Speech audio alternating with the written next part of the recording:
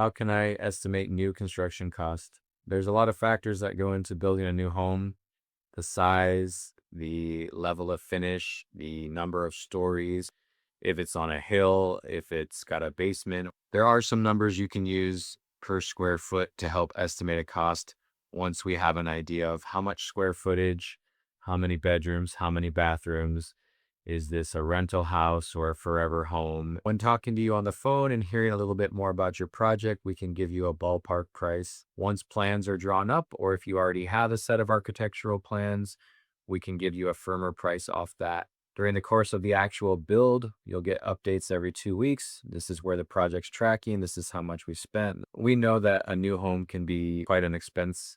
We know that it can seem daunting, but at Casali Construction Remodeling, we can use our expertise to make suggestions on saving money, on cutting back, on value engineering, on how we can potentially save money on one area if you want to spend it on a different area. Give us a call today and we'd be happy to talk to you about your project.